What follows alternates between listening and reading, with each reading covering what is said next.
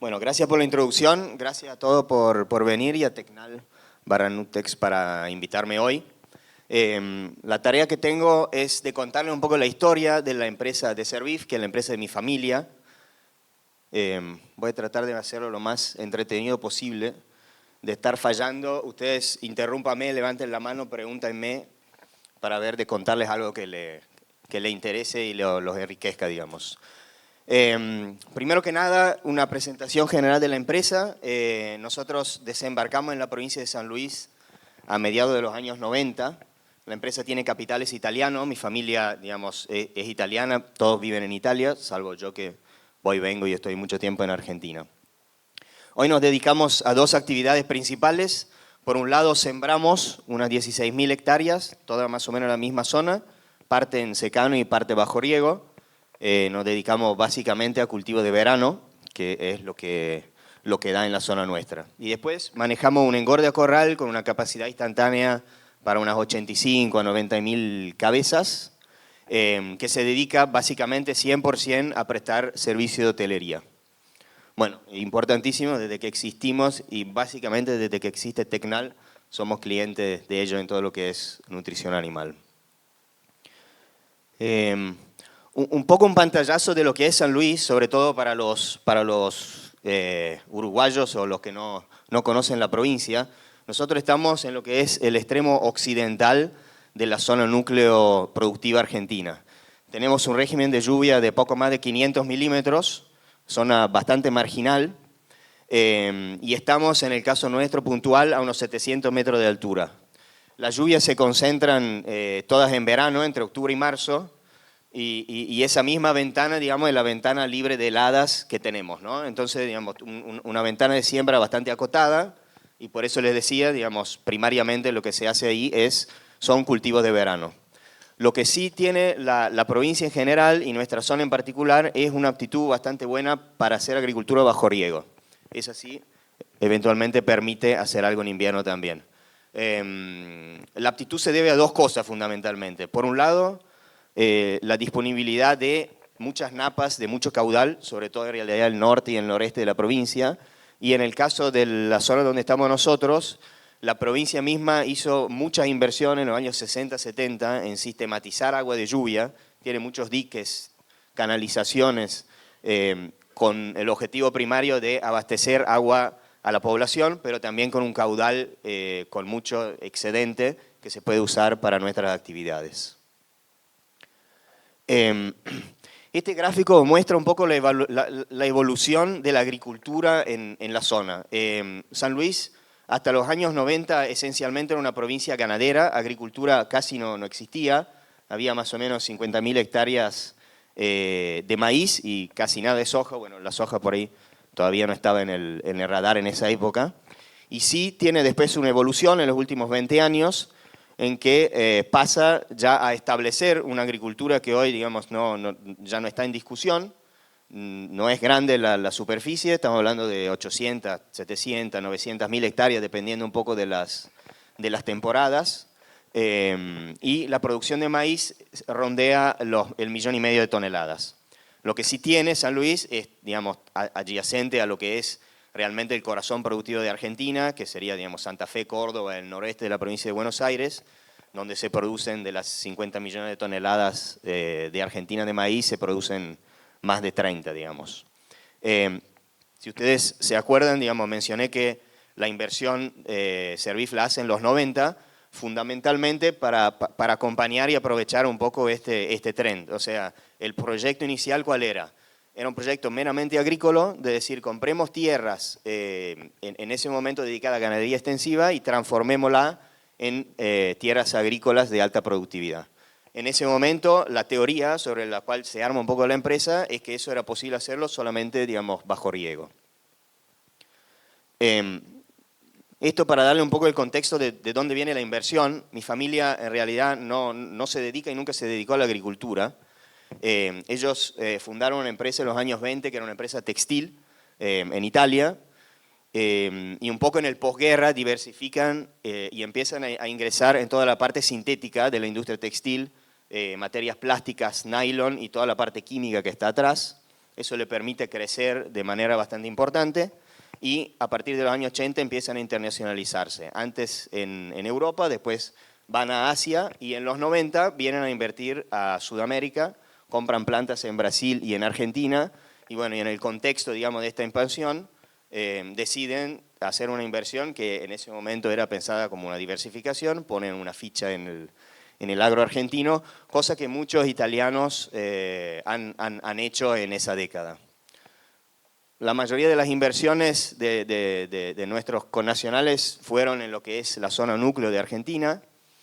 Mi papá y su hermano decidieron hacer una inversión un poco más corajuda, la verdad no sé bien de dónde se le ocurrió esta idea, pero bueno, en definitiva aterrizaron en San Luis y hicieron este, digamos, intento de acompañar la agriculturización de la zona.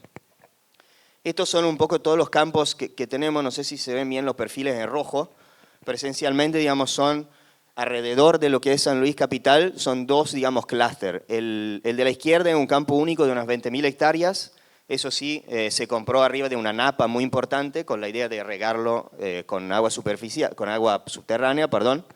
Y los 4 campos que están hacia la derecha, esos no tienen napa, pero sí están cerca de un canal muy importante de abastecimiento de agua para Villa Mercedes que tenía excedente para poder ser utilizado. Esta es una foto, digamos, la saqué de Google Maps, es reciente, y lo que se nota bastante bien es que, digamos, hay como 2 ambientes bastante bien definidos, el del lado derecho de la foto y del lado izquierdo. El lado derecho, esos son todos campos que hoy son agrícolas. En secano, la área digamos, se estableció, es un área agrícola marginal pero establecida.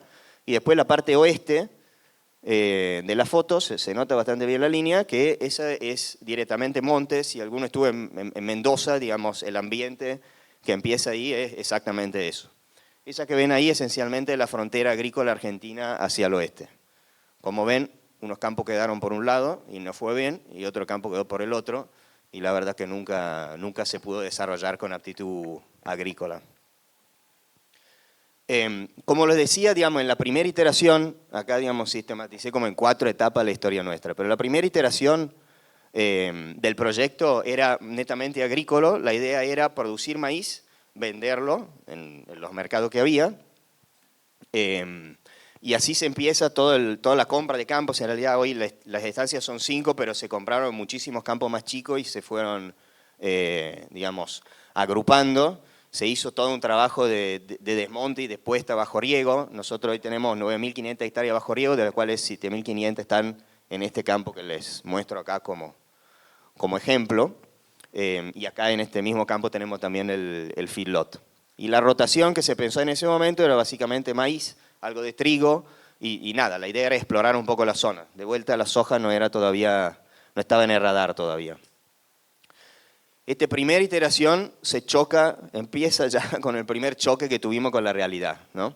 La línea amarilla es el precio del maíz en la segunda mitad de los 90, digamos, ahí hay un pico en el 95-96, que es cuando se piensa el proyecto, pero el pico tiene una vida muy corta y después vuelve un poco el precio de lo que estaba al principio de los 90, rondeando entre los 80 y los 100 dólares. Esto, en este caso, digamos, Rosario y Chicago estaban al mismo precio. Ustedes imagínense, digamos, en la Argentina de los 90, con los costos de producción que había, un plantel bajo riego, más costo todavía, y a 700 kilómetros del puerto, todavía al día de hoy, digamos, un flete de San Luis al puerto vale entre 40 y 50 dólares, el plantel, por más agronómicamente sostenible que era absolutamente inviable desde el punto de vista económico. Nos damos cuenta de esto bastante rápido y la idea para solucionarlo. Y eso, qué lindo el pulmón financiero que teníamos en ese momento gracias al grupo de atrás que nos permitía, digamos, hacer estos proyectos. Pero bueno, ¿cuál fue la idea? Decir, bueno, hay que transformar ese maíz en origen en un producto más fleteable, básicamente. Y con esa idea en la cabeza se empieza a armar un feedlot. Los feedlots estaban empezando a aparecer en Argentina.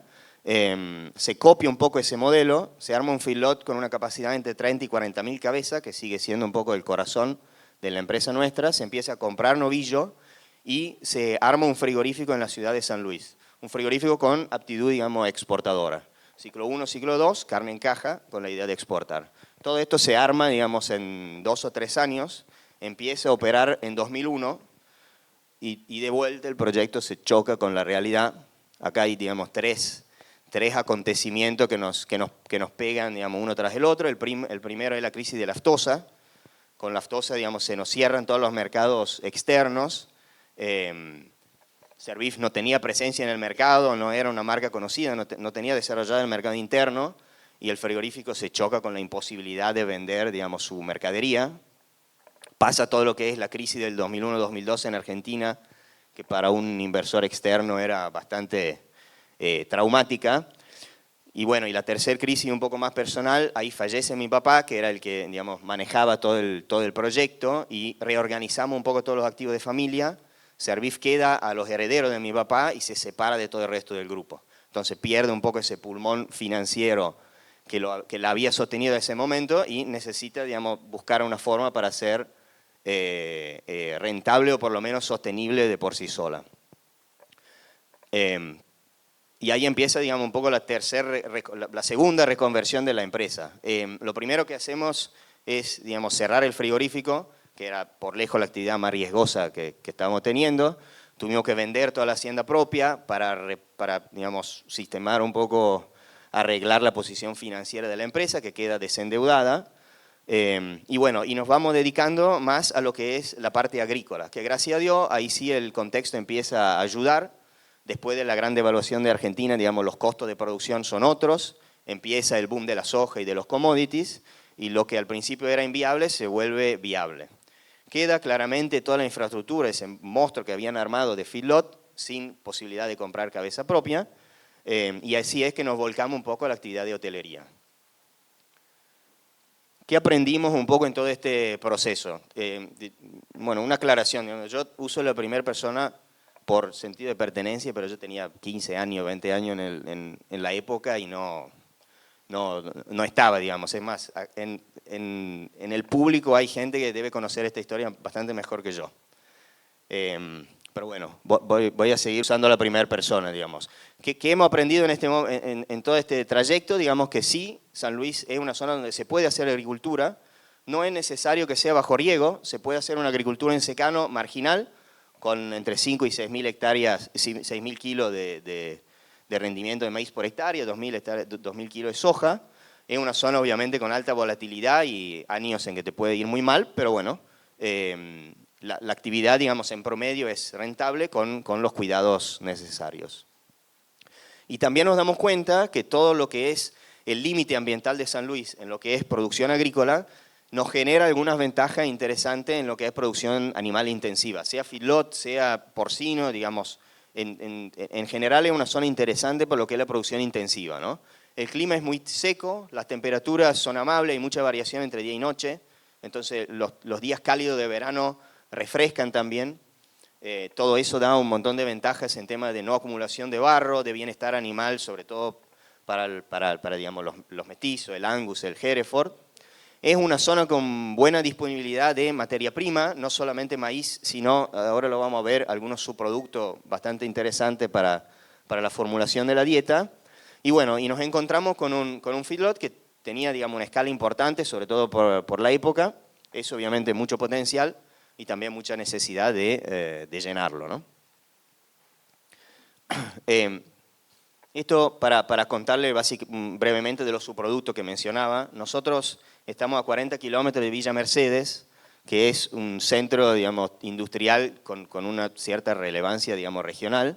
Y ahí hay 2 plantas con las que nosotros tenemos un contrato de abastecimiento. Una es una planta de Cargill, en realidad la Glucovil, ex Grupo Ledesma, que hace glucosa, y como subproducto, que en realidad ahora aman llamar coproductos, sobre todo cuando tenemos que renegociar los contratos, genera gluten feed. Gluten feed húmedo, tiene 40% de materia seca, pero es una muy buena fuente de fibra y corrige proteína en la dieta. Y lo mismo con el boom del bioetanol en Argentina a partir del 2010. Se instala una planta de buen tamaño en Villa Mercedes que hace bioetanol y que produce DGS, en el caso nuestro, digamos, burlanda húmeda, WDGS, materia seca 30%, difícil de fletear, Pero bueno, a nosotros al estar a 40 kilómetros de distancia, por ahí tenemos una ventaja interesante. Con las dos empresas tenemos un contrato de abastecimiento en que ellos nos garantizan un mínimo de entregas diarias, pero nosotros le garantizamos frente a algún excedente que tengan, como la producción de estos insumos es en continuo, no puede parar, frente a cualquier excedente nosotros nos comprometemos a levantárselo igual. Todo esto es muy bueno, el potencial, uno puede decir, es interesante, claramente hace falta también tener demanda para el servicio de hotelería y hemos vivido, digamos, fases distintas, ¿no? Hay, en la primera década de los 2000, hay una fase en que en Argentina entran un montón de inversiones desde afuera, llegaron los brasileros, llegó el grupo Marfrig, llegaron los americanos, hay un empuje muy grande de grupos que tienen el músculo financiero para hacer planteos de engorde importantes. En ese momento hay un primer crecimiento de la cantidad de hacienda encerrada. Lamentablemente el proceso se corta por decisiones políticas del gobierno de ese momento, que decide priorizar el mercado interno, básicamente empuja a todos estos grupos a salir de la Argentina, y bueno, y a nosotros nos genera un daño muy grande porque no hay actores del mercado interno que puedan encerrar 10, 15, 20 mil cabezas en un feedlot. Entonces, digamos, se nos achica el tamaño de los clientes potenciales. Pero gracias a Dios, digamos, en la última década vemos una reversión de ese proceso. ¿Qué pasa? Digamos, son en realidad distintos acontecimientos que se suman a lo que por ahí es la realidad que vivimos hoy, ¿no? El primero y el más obvio, a partir de 2015, digamos, se abandonan los ROE rojos, las limitaciones cuantitativas para la exportación de carne. En realidad se establece el protocolo para la cuota 481. Eso para nosotros particularmente, más allá del volumen que sea la exportación de 481 sobre el total de la Argentina, para la actividad nuestra obviamente un empuje muy fuerte. Y bueno, y en 2018 se abre China, que es un mercado que básicamente, digamos, cambia totalmente la perspectiva para la ganadería argentina. Estos son acontecimientos buenos que fortalecen, digamos, la exportación. Hay un acontecimiento no tan bueno, que es la crisis, una de las tantas, la que nos pasa en 2018-19, donde la devaluación de esa época, digamos, durante esa devaluación el precio del gordo no acompaña para nada, o sea, pierde la mitad del valor el peso y la hacienda en pesos vale igual, obviamente que el maíz, ese tiene una relación 1 a 1 con lo que vale el dólar, y el abastero, el que depende del mercado interno, que engordaba hacienda con nosotros, ve el subir, digamos, depende uno cómo lo ve, o le suben al doble los costos de producción o le baja la mitad, si uno lo ve dolarizado, el valor del animal.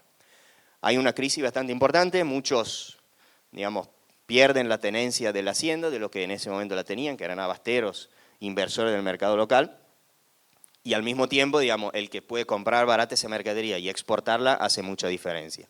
De ahí empieza todo un proceso de inversión de los exportadores en hacerse de sus propios animales. Y ahí pasamos de tener 30, 35 mil cabezas a llegar a las 85, 95 mil que tenemos hoy, digamos.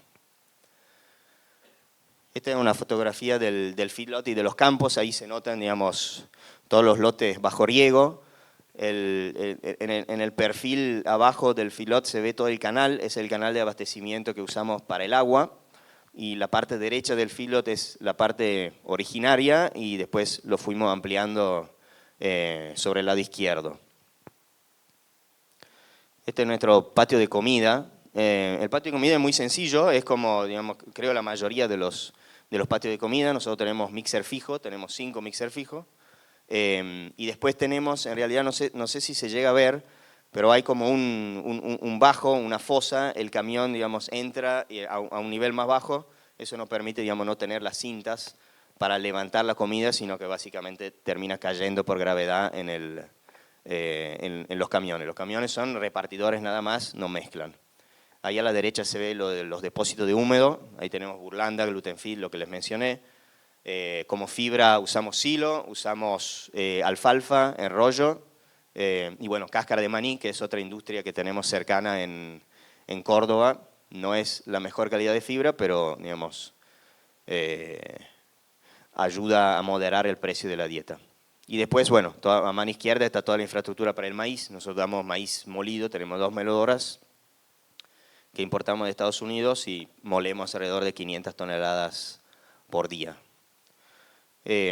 ¿Cuáles fueron un poco los desafíos, sobre todo en acompañar un poco el aumento de volumen de nuestro trabajo? La verdad que, digamos, entregábamos 200 toneladas por día, hoy entregamos 1.400 toneladas de alimento, hacemos exactamente lo mismo, la diferencia, digamos, es que no podés fallar. Si parás 1 hora o 2 horas no podés terminar de comer, entonces la clave, digamos, es tratar de sistematizar todo ese proceso lo mejor posible. La ventaja es que a repetir lo mismo en este volumen todos los días, la rotura al final termina siendo siempre la misma, uno va conociendo los fierros, sabe cuáles son los repuestos que uno siempre tiene que tener y sabe a cuántas horas de trabajo empiezan a romperse los camiones, los racionadores, todo, digamos. Entonces, la cuestión es armarse un plan de mantenimiento preventivo y un plan de reposición de las maquinarias antes que generen los problemas. Lo que sí fue, digamos, un poco más nuevo, bueno, tenemos todo un desafío de manejo de efluentes. Antes, la infraestructura creció junto con la carga, pero no por ahí a la misma velocidad. Entonces, antes, ambientalmente estaba muy cómodo el feedlot y muchos de los problemas de manejo de efluentes se resolvían solo por volatilización. El agua, ¿viste?, tenía tiempo de secarse, no había tanta presión ambiental sobre la infraestructura. Hoy no, hoy tuvimos que sistematizar toda la parte de lagunas, de manejo de efluentes sólidos, digamos, fue todo un trabajo ahí. Y después el otro trabajo es sobre el abastecimiento de materia prima. Nosotros cuando éramos más chicos, nuestra producción nos hacía casi autosuficientes. Hoy consumimos solamente de maíz alrededor de 200.000 toneladas y producimos 40. Entonces nos transformamos en un filo netamente comprador, lo cual obviamente conlleva su desafío porque el cliente del otro lado lo que quiere es que no le suba el precio de la ración y no le importa mucho si es porque el maíz es tuyo o no es tuyo, tuviste que comprarlo y a qué distancia. Es un poco la cuestión nuestra, armarnos. Tenemos hoy un equipo de compra de materias primas y hemos invertido mucho en recepción. Hoy el 80% del maíz que consumimos lo recibimos en cosecha, bajo distintos contratos, pero digamos, podemos acopiar entre 90 y 100 camiones de maíz por día para no tener que salir a comprarlo en contraestación donde se nos complica. Bueno, esto es nada, esto es un poco para mostrarles cómo cambió el perfil de clientes, lo que decíamos, el 60% de los clientes hasta 2018 eran abasteros, industria local, había un 20% de inversores, teníamos también un par de grupos inversores, que ahora acá entiendo que son mala palabra y no sé si en algún momento en Argentina pueden llegar a hacerlo igual. Hoy todo eso ya no está más y el 80% de nuestra clientela es exportadora. Eso nos llevó también a cambiar el perfil de animal que estamos engordando. Hasta 2017, el perfil sobre todo en términos de peso de salida, ¿no? Peso de ingreso y peso de salida. Si ustedes ven, digamos, el gráfico, hasta 2017 casi el 50% de los animales que engordábamos, y esto era muy típico de la industria filotera de ese momento en Argentina, no superaban los 330 kilos de peso. Y hoy, esos datos del 2023 no lo actualicé, pero hoy debe ser más extremo el cambio todavía. El 60% de lo que engordamos pesa más de 440 y básicamente el 80% está de 400 kilos para arriba. E insisto, digamos, ese dato si lo hubiese tomado el mes pasado probablemente sería todavía más extremo. ¿Eso a qué se debe? Fundamentalmente, digamos, al cambio, a que cambió quién es el cliente final, a que nuestros clientes se dedican, ¿no? Hoy, digamos, la industria frigorífica argentina exportadora pide, esencialmente hay como dos tipos de exportador y dos categorías, hablando de novillo, ¿no?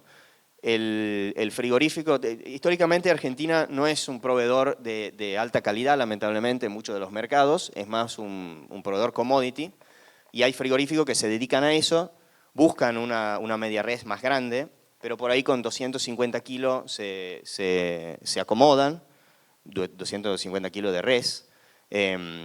La raza no les importa mucho, no les importa mucho por ahí la edad del animal, salvo que tenga que ir puntualmente en la 4481, que ahí tienen requerimientos normativos. Pero después sí hay un segmento cada vez más importante y sobre todo cada vez más importante para nosotros, para los prestadores de servicio de hotelería, que está tratando de posicionarse en un segmento un poco más premium. Y ese sí le importa mucho la raza del animal, que sea Angus o Hereford, le importa que haya tenido una recría buena, que llegue a un peso importante pero todavía joven, no solo para la 481, sino para todos los mercados. Y sí busca una media res que ya se asemeje por lo menos a los 300 kilos. Usualmente son machos, pero también pueden ser hembra y hay hembras.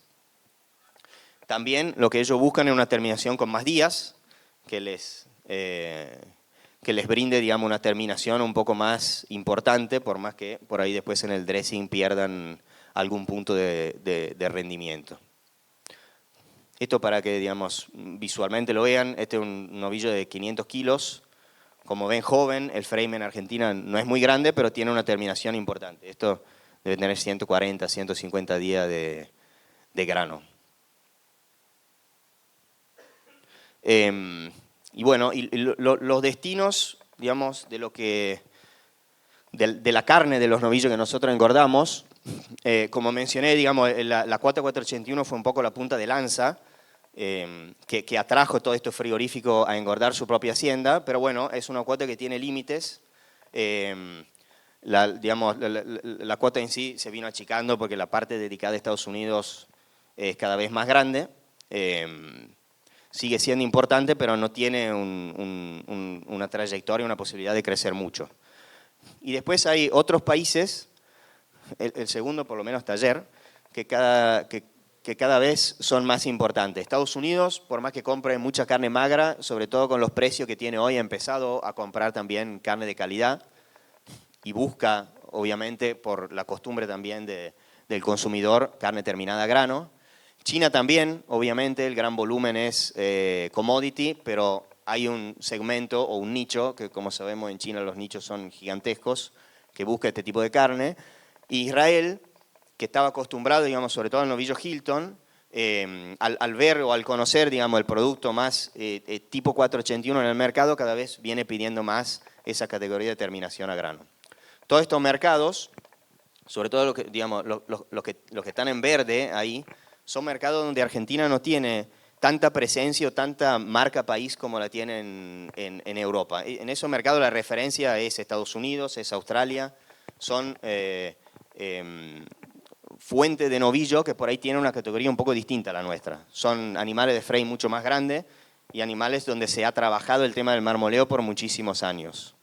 Entonces, digamos, el desafío que hoy está teniendo Argentina, sobre todo los que tratan de posicionarse en el segmento premium, es que tienen que correr un poco por detrás a estos otros proveedores que han generado el estándar, ¿no?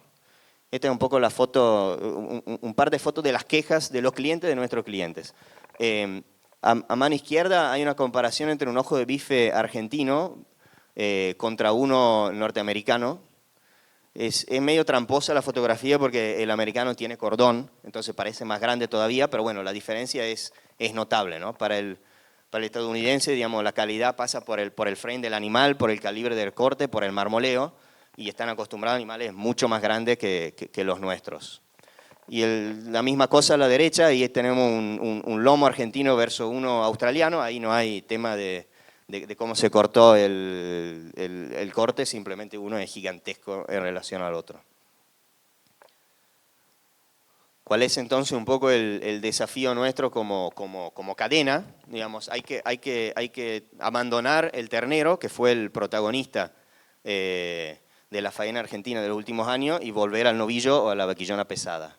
Hoy, digamos, esto es un poco un resumen de los ingresos de invernada en el feedlot. Hoy tenemos un 70% de la hacienda que ingresa que tuvo algún tipo de recría por lo menos, o sea que pesa de 250 kilos por arriba.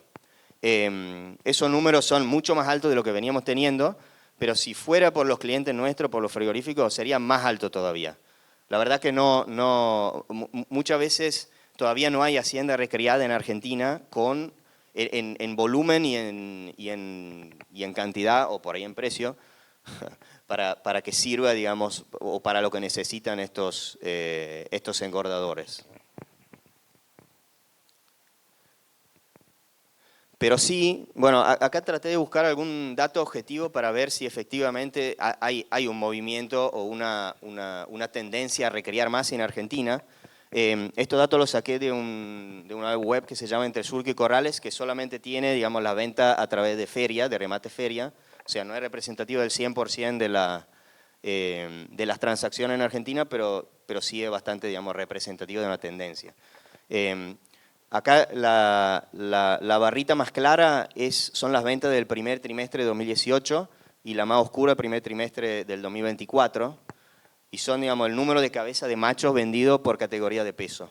Lo que sí se nota, digamos, es cada vez menos animales vendidos sin recría, hasta 200 kilos, y un aumento de la oferta de animales recriados, sobre todo de los de 260 kilos para arriba. De vuelta, digamos, o sea, a ver, es buena tendencia, evidentemente, digamos, hay un movimiento hacia la recría y hacia ofrecer un animal más pesado. Todavía nuestros clientes buscan más de estos mismos. Y nada, esto es, por ahí no vale la pena enfocarse mucho en esto, pero digamos, ¿qué hacemos nosotros cuando nuestros clientes no consiguen animales lo suficientemente grandes? Tratamos de arreglársela con ciclos más largos, donde tenemos, digamos, una dieta especial de recría, sobre todo por lo que por ahí buscan no faenar nada por debajo de los 480 kilos vivos, 500 kilos vivos. Pero bueno, en resumen, digamos, hay una tendencia, creemos, a nivel país a volver a producir novillo. La verdad que a nosotros como industria filotera nos entusiasma, nos sirve un montón. Podemos contribuir con ciclos más largos, con dietas que nos permitan, digamos, meterle más kilos, pero es clave también para todos los eslabones y es una oportunidad muy interesante para todos los eslabones que vienen antes, en términos de cría, obviamente, para aprovechar y aumentar el frame de la vaca y después, sobre todo, para la recría, que quedó, digamos, muy postergada en el mercado interno. Cuando el cliente único era el abastero de mercado interno, una hacienda recriada de 300 kilos no la quería nadie, y hoy hay una demanda para ese animal al que se le pueden agregar, digamos, muchos kilos, entre comillas, barato, después del esfuerzo que se hizo para gestar el ternero, y se pueden agregar muchos kilos de producción y de faena. Bueno, esto es todo. Gracias.